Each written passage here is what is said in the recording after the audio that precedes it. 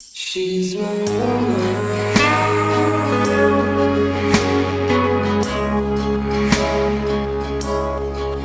Yeah, my woman.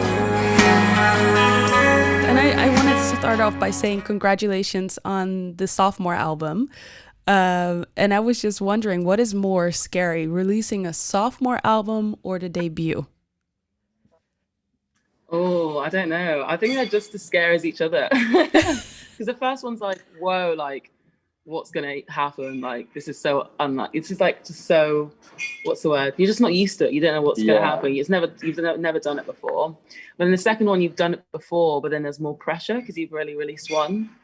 So I don't know. I think they're equal. Yeah, for it's me. weird, isn't it? Like releasing music at any point is like some of the most like vulnerable you can ever be. Mm-hmm. And I think when it comes to like a full album project, that's when you kind of really putting yourself out there, you know. Up until that point, there's nothing else that people are waiting for. That's like the cut-off point for that project. But I think personally for me, I felt a lot better with this one. Yeah. Because I feel like after the first one, I couldn't believe that we even released an album anyway. Mm-hmm. So it kind of had this kind of feel like after like just before it came out, I remember thinking like, oh my God, this is going to be awful. And then it came out and you're like, oh my God, like this is normal. This is fine. People like it. Yeah. And then with this one, I think I kind of preempted the fact that the nerves were just natural nerves, I guess. Mm-hmm. Yeah. Healthy nerves. It's perfect. Like, Yeah, healthy nerves. Yeah. I honestly feel like I'm getting reintroduced to Jadu Heart all over again because it sounds like such a new version of the two of you. Yeah. Well, I guess in a way you're right, but I think we've always been like that. Like, I think I truly feel like every album we do is going to feel like that. Mm-hmm. I mean, I don't know for sure, but we definitely have always been of this mindset of like doing whatever we want to do in terms of like being creative and not being stuck in a box. Like we kind of just, if we want to make like rock music, we make rock music. If we want to make R&B, we'll make R&B. Like we just kind of do what we want to do. And it's because we're so conceptual as well. Every album or every project will have like a certain story or vibe or atmosphere to it that is probably quite different from the last. So I guess in a way, like you'd be kind of right. Yeah. Yeah. I think so. I think it's kind of, we've been on a mission to switch it up as much as possible. You know, we might do some random like drill trap album next. You never know. It could be whatever. Because with the first one, I felt like I was listening to the music through the alter egos that you guys have, Faro and Dina. And this one is more the real two of you. What was it like to make music from that new perspective? It was really crazy. I think, to be honest, we'd been with the alter egos, we've been working with them for so long, for a few years. And it kind of came down to us. It kind of happened. We wrote the music first before we decided to drop the alter egos. For this record specifically, because we basically wrote the album over like 3 months last year.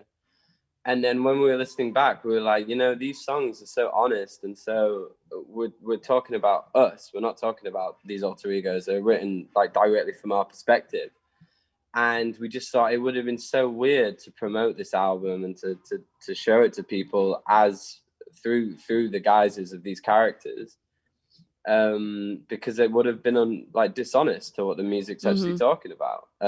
Whereas the other stuff was definitely heavily based around these characters. This stuff was totally kind of talking about mine and Diva's relationship and just general relationships that we've had in our life. And it would have felt really weird to do it with the masks, I think. So that's kind of how that came from. I think we also like tend to like write songs and then reflect on them afterwards, to really understand like what they're about. So it was like, that's kind of like the process that we go through. And so with this album, it was definitely like writing like the demos and then reflecting on them and then deciding how we wanted to go forward with like artwork or like videos or like how we wanted to present it as well. Was it scary to literally drop the masks? Because I mean, it's kind of safe when you're behind an alter ego because you don't really have to show yourself.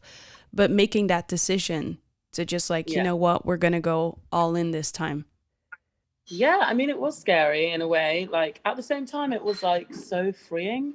So I think the freedom kind of mellowed out the scariness of it, because, you know, it was like the pros and cons of it. The pros outweighed the cons at that point.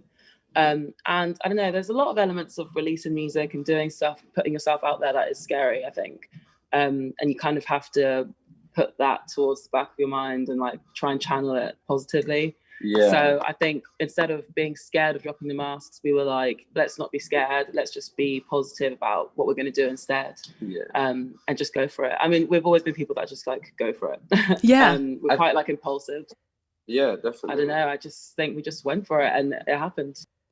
I think one thing that has been quite amazing, especially about this album, is we've done loads and loads of research into like the kind of pagan history of England, and kind of really gone deep into like looking at stone circles. We've gone walking around loads of places, like reading loads of books about it, getting kind of references from there for the visual artwork and all these other sides, and looking into like star signs more, because we're both Geminis and that kind of thing. And I think we've found an escapism. In my eyes, it feels more of an escapism, but it's based like upon like our reality rather than just a fictional story that we've made up, you know? And I think that there's something really magical about the fact that it is just happening around us all the time, and it isn't that far away, and you can see it in like the architecture that's around where we live. You know, you can see all these kind of like folklore stories all over England, and I'm sure it's exactly the same in Amsterdam. And I think there's an escapism there that is actually almost more exciting for me. Well, it's just a bit closer to home, isn't it? Yeah. Because it's like not so far away that you could never reach it. It's not like this thing of like, oh, I'll never go to Hogwarts. Do you know what I mean? It's like right around the corner from like your house, and you can imagine magic behind the walls, if you know what I mean. Right. Like, so yeah, it's I think, yeah, in a way it's funny, like it's almost, I feel like it's more of an escapism for us anyway. Yeah. Because it's become more real. Yeah. Right. So the escape is more in reach, or more within reality than like being in your head. That's what people mostly think when you think of escaping, but you guys felt like it's closer to home. Yeah. And also the album is about the highs and the lows of relationships in general. Knowing that the two of you are in a relationship, was it scary to be so honest with one another on tracks? I mean, it's funny, like that, like it's funny because because we're so close that we know everything about each other anyway. Yeah. But there is like a different element of that comes through when you're writing. Again, like I said, like we're people that write songs and then reflect afterwards. So there have been occasions where like Alex will be like, so what did you mean by that lyric? And I'm kind of like, nothing, like, you know, but it's almost like a form of weird therapy.